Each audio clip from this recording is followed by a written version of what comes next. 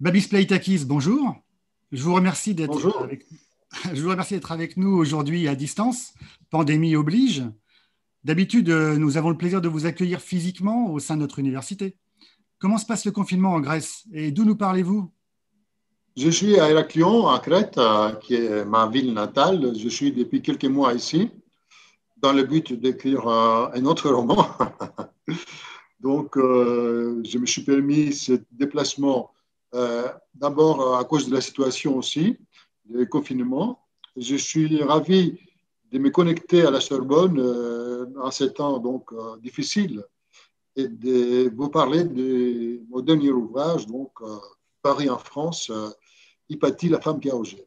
Très bien. Donc, vous êtes effectivement né à Héraclion, donc en Crète, bien sûr.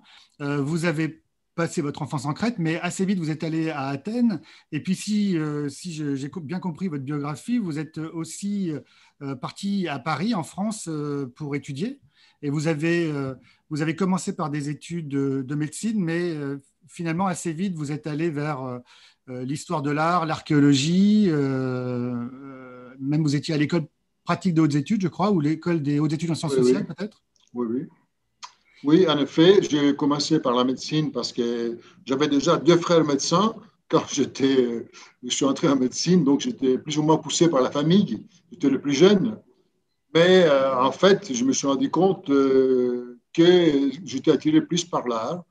Alors, mon but au départ, c'était de passer à la création artistique. Hmm. Donc, mais pour le faire, j'avais besoin d'avoir des bases solides. Ces bases solides, je pouvais les trouver dans l'Antiquité grecque, évidemment, l'histoire de l'art.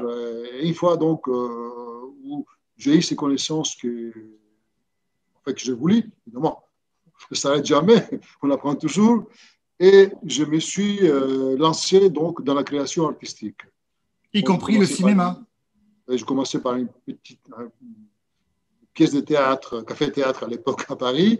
Ensuite, j'ai fait mon premier film à Saint-Orin.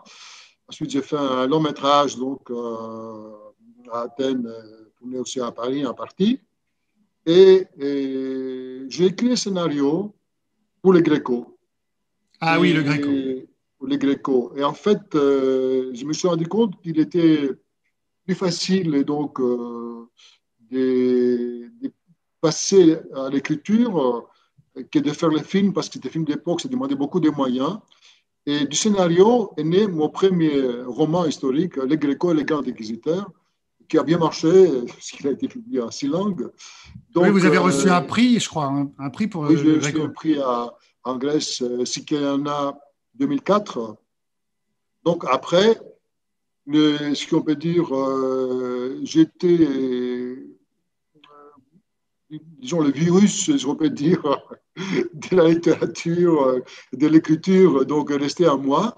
Et depuis, j'ai produit des livres, enfin, mais comme je fais toujours en même temps, j'ai toujours les pieds aussi dans la réalisation, comme je fais là récemment, je viens de réaliser un documentaire sur un sculpteur crétois, et il a été présenté d'ailleurs à la télévision lundi dernier. Donc, je suis réalisateur et en même temps auteur. Très bien. Donc, ça me permet d'avancer. C'est très, très bien. Cette année 2020 aura été très, très prolifique pour vous. Vous sortez coup sur coup une pièce de théâtre qui s'appelle Dîner avec Alexandre le Grand. Et puis, donc, Hypatie, la femme qui a osé, aux éditions Complicité, le roman historique qui nous intéresse aujourd'hui. Alors, Exactement. le livre est écrit vraiment comme un scénario, très dramatique. On sent la fibre cinématographique chez vous. Il raconte le destin tragique d'Hypatie, donc la dernière philosophe de l'Antiquité à Alexandrie, face au puissant évêque Cyril d'Alexandrie. Au cours du roman, on parcourt avec plaisir la ville d'Alexandrie, on apprend beaucoup, non seulement sur Hypatie, mais aussi sur la philosophie antique, sur l'histoire du christianisme, sur l'histoire de l'art aussi. Ma première question, c'est la suivante. C'est un roman qui travaille sur l'histoire. Donc, quelle est la part de la fiction et de ce qu'on a pu reconstituer de la réalité historique? et en gros, comment vous avez travaillé sur ces fameux documents historiques. Exactement. Je me suis posé beaucoup de questions avant de me lancer dans l'écriture d'Hypatie, parce que Hypatie, pour moi, c'est un symbole. C'est une icône aussi aujourd'hui, surtout pour les femmes. C'est pour ça que j'ai mis le titre La femme qui a osé. Je vous en parlerai de tout ça. Mais quelle est la part de vérité, donc, quelle est la part donc, qui a été inventée, si on peut dire? Je peux vous dire que la plupart de mes sources sont chrétiennes. C'est-à-dire, il y a un livre pour moi qui a été, auquel je me suis basé donc, pour prendre des documents sur la vie d'Hypatie, parce que nous n'avons pas beaucoup de documents sur elle. Nous savons qu'elle est née à peu près vers 370 à Alexandrie et elle est morte, assassinée à 415 dans la même ville. Donc, les sources sur sa vie, j'ai trouvé dans un livre chrétien qui s'appelle Histoire ecclésiastique, écrit par Socrate de Constantinople, ou Socrate des scolastiques, si on veut dire. Et je peux vous dire quelques mots d'ailleurs de son livre pour voir vraiment comment je me suis inspiré d'ailleurs. Bon, voilà un petit extrait. Il y avait une femme à Alexandrie du nom d'Hypatie, fille du philosophe Théon. Elle avait à ce point développé sa culture qu'elle surpassait les philosophes de son temps. Elle avait réussi la succession de l'école platonicienne, issue de Plotin, et elle exposait à ceux qui le voulaient tous les enseignements philosophiques. Aussi accouraient auprès d'elle ceux qui de partout voulaient s'instruire dans la philosophie. À cause de la noble liberté des paroles qu'elle tenait de son éducation, elle allait en toute modestie en présence des gouverneurs. Il n'y avait aucune honte à ce qu'elle se trouve au milieu des hommes, car tous la respectaient et l'admiraient à raison de son extrême chasteté. C'est contre elle que l'envie prit alors les armes, parce qu'elle rencontrait assez fréquemment Oreste, qui était le préfet d'Égypte. Cela provoquait contre elle, de la part du peuple de l'Église, l'accusation que c'était elle qui ne permettait pas qu'Oreste se réconcilie avec l'évêque Cyril. Les hommes à l'esprit échauffé, dirigés par un certain Pierre, lecteur, après s'être entendu entrer, guette la femme qui rentrait chez elle de quelque part. L'ayant tirée de son char, il la traîne à l'église, qu'on appelle Késarion, et après l'avoir dépouillée de ses vêtements, il la tuèrent avec des tessons. Puis après l'avoir mise en pièces, ils détruisirent par le feu ses membres qu'ils avaient emportés à l'endroit qu'on appelle des Kinaron. Cela vaut un blâme considérable à Cyril et à l'église des Alexandrins, car meurtre, combat et pratiques semblables sont tout à fait étrangers à ceux qui sont du parti du Christ. Cela a eu lieu sous le 10e consulat d'Honorius, donc au mois de mars, pendant la période du Carême, donc vers 415. Donc, écrit par Socrate, qui a vécu à la même époque, entre 380 et 450. Donc, il était contemporain de ces événements, et c'est ça qui a été, en fait, pour moi, la base sur laquelle je me suis basé pour développer ensuite toute l'histoire. Je l'ai dramatisé, comme vous pouvez le constater. Et donc, la part de la fiction et de l'histoire, qu'est-ce que vous avez introduit comme part fictionnelle qui n'est pas de… Oui, je vais vous dire, c'est-à-dire que je me suis aussi inspiré d'autres témoignages. Si vous voulez, je peux vous en donner quelques détails qu'on trouve dans le livre aussi, parce que les faits qui sont racontés dans le livre sont tels. Je n'ai pas changé les faits. C'est ce que j'ai pu inventer, peut-être. L'enseignement d'Hypatie, mais on sait très bien qu'elle enseignait la philosophie. Donc, je parle de la philosophie grecque depuis ses origines, donc jusqu'à l'époque du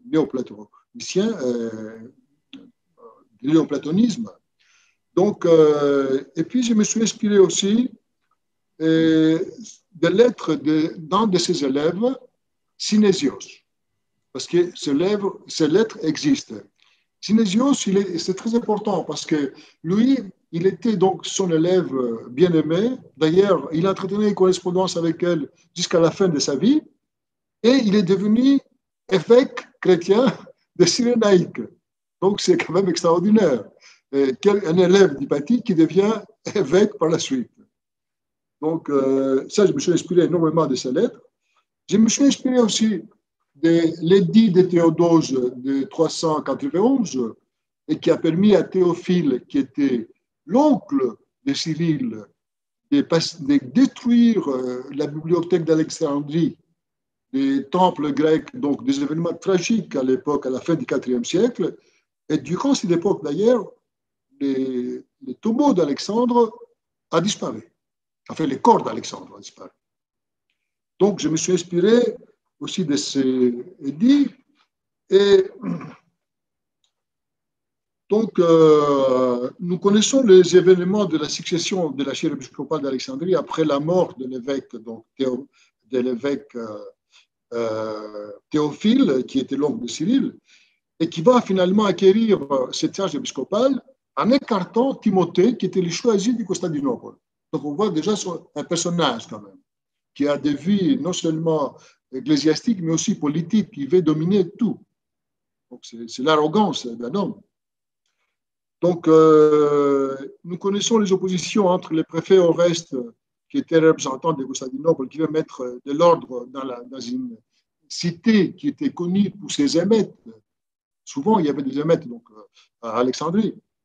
D'ailleurs, il paraît que les Alexandrins ne s'arrêtaient que quand les sangs avaient coulé abondamment. Donc, c'était une ville quand même très, très agitée. Et à cette époque-là, il y a eu aussi l'expulsion des Juifs d'Alexandrie, où Cyril a joué un rôle important pour l'expulsion. Donc, la destruction du musée, qui était le lieu des cultes de Muse, qui a eu à cette époque-là, le muséum, qui était non seulement lié de culte donc de Muse, mais en même temps est lié des centres scientifiques, des recherches scientifiques. Donc, Hypatie, d'ailleurs, elle enseignait dans le muséum, temple de Muse. Donc, d'ailleurs, le dernier directeur du muséum, c'était son père, Théon. Donc, et puis, par la suite, on assiste à la suprématie du christianisme et à la fin pratiquement des études grecques. Il a fallu attendre 1000 ans pour que les études grecques reviennent en Europe et cette redécouverte des études grecques va permettre de sortir du Moyen-Âge et de passer à la Renaissance. Voilà. Alors, donc, vous voyez, les événements qui sont racontés dans le livre sont tels. Je n'ai pas changé ces événements. Alors, évidemment, j'ai dramatisé. Très bien, et avec succès. Vous parlez, du coup, j'avais prévu de vous parler de Cyril un peu plus tard, mais puisqu'on en parle là maintenant, vous décrivez donc un Cyril d'Alexandrie plutôt machiavélique qui tente d'asseoir son emprise religieuse au prix même d'une série de coups bas.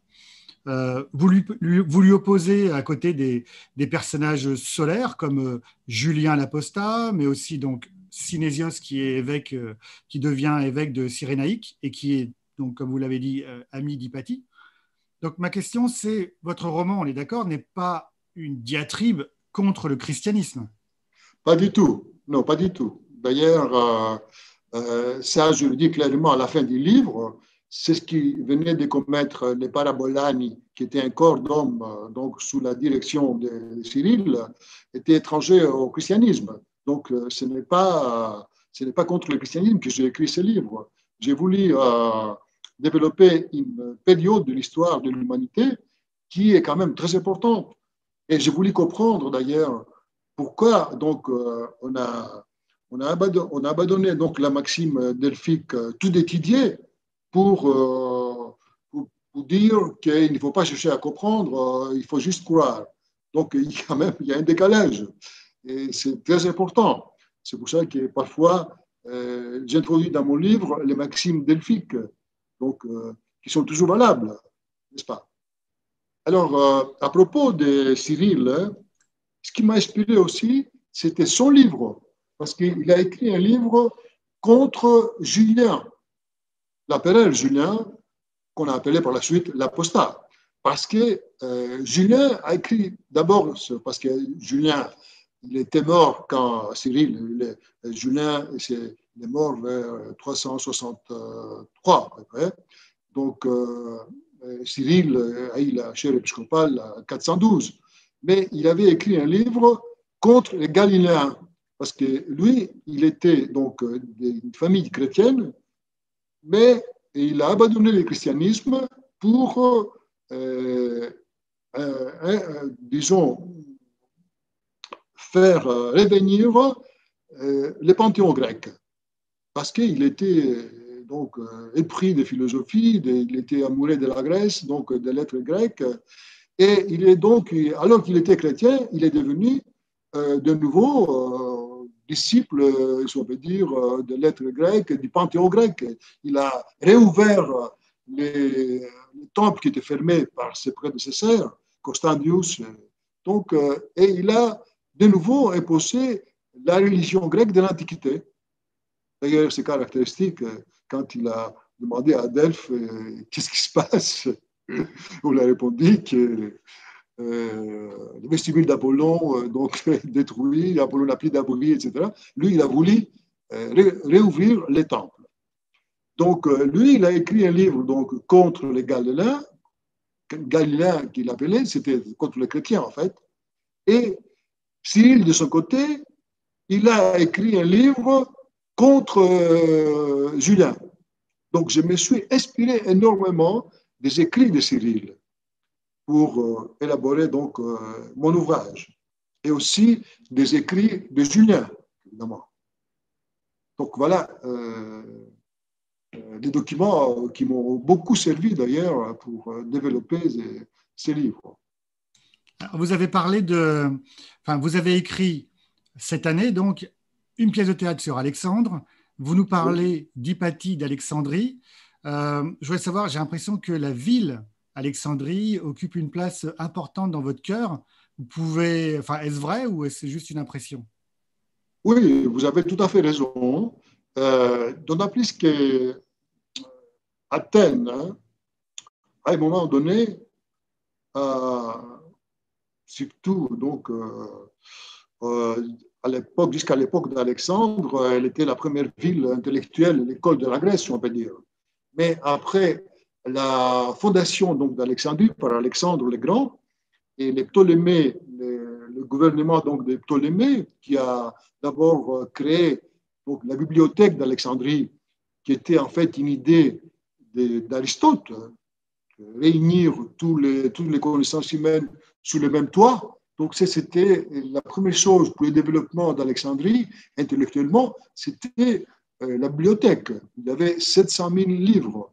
Donc, et il a créé aussi les muséums, donc il y avait un centre de recherche. Et petit à petit, les centres intellectuels donc, du monde, qui étaient à Athènes autrefois, a été déplacé à Alexandrie.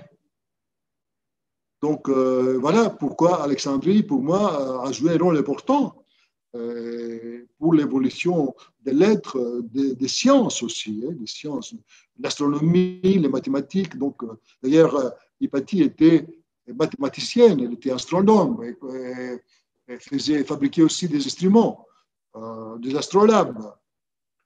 Et si vous permettez, je peux vous lire d'ailleurs un poème qui a été écrit par un grec d'Alexandrie, mais qui a vécu 1600 ans après Hypatie, et qui, à mon avis, ce poème est très important. Pourquoi avons-nous brisé leurs statues? Pourquoi les avoir cherchés dans leur temple? Ce n'est pas pour autant que les dieux sont morts. Ô terre d'Ionie, c'est toi qui j'aime encore. Quand pointe sur toi un matin d'août, ton atmosphère est traversée par l'ardeur de leur vie et parfois une silhouette éthérée, juvénile, évasive, au pas rapide, passe au-dessus de tes collines. Donc, c'est une ville où il y avait une communauté grecque importante, fondée par les Grecs, et où, évidemment, l'esprit grec a brillé, même donc au début du XXe siècle. La preuve, Constantin Cavafi était le plus grand poète donc, de la Grèce et du monde, je dirais. Voilà. Vous avez, alors, on pourrait revenir sur le personnage d'Hypatie Oui.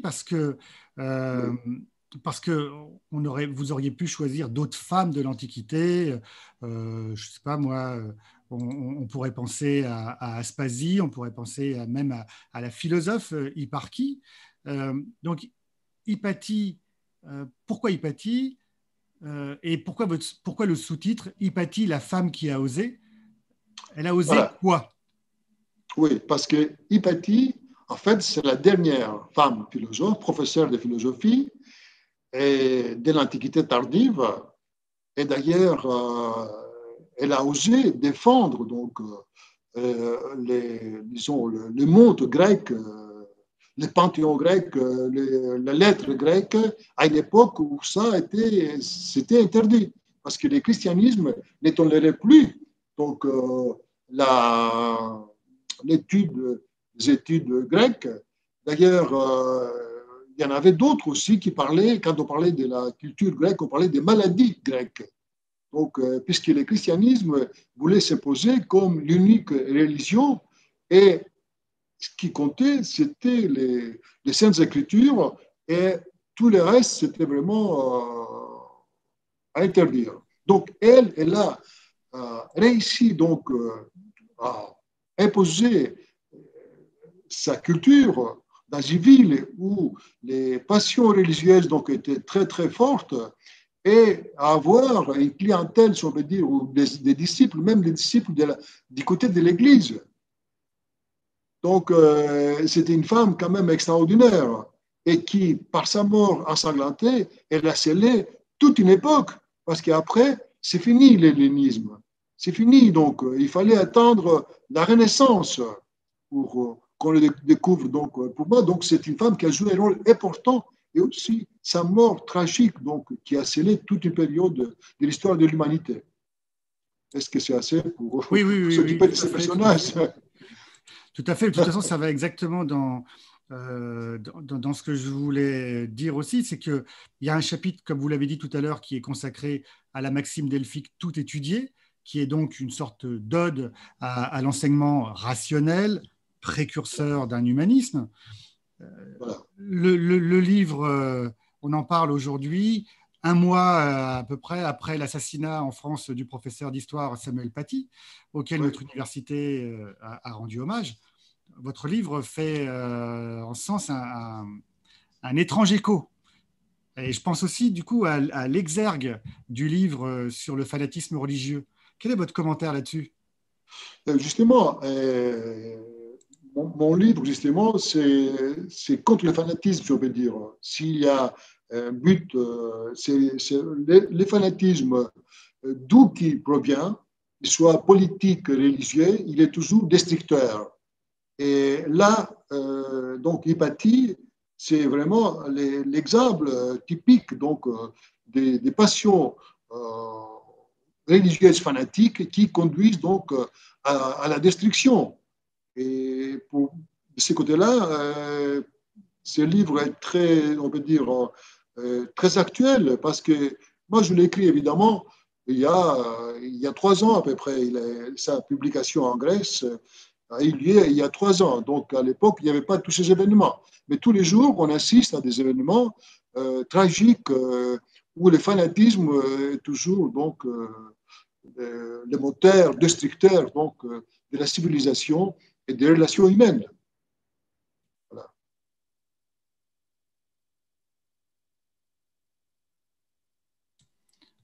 Merci, c'était évident, mais je voulais absolument qu'on en parle parce que ce livre, finalement, est d'une brûlante actualité.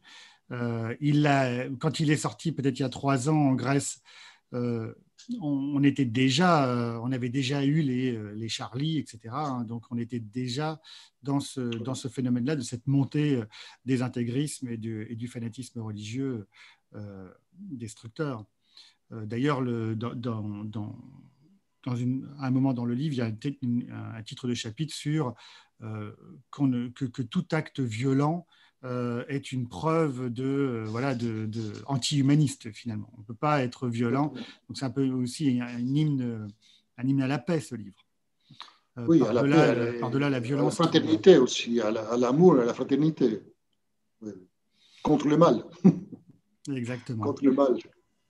Babis, merci beaucoup pour cet échange. Merci d'avoir accepté l'invitation du service culturel et d'avoir su si bien nous faire connaître cette figure historique d'Hypatie. Alors, je rappelle les références de votre roman. Babis Plaitakis, Hypatie, la femme qui a osé, aux éditions Complicité, 12 € dans toutes les bonnes librairies. Merci beaucoup. Je vous remercie beaucoup pour cette invitation aussi. À bientôt. Merci. À bientôt.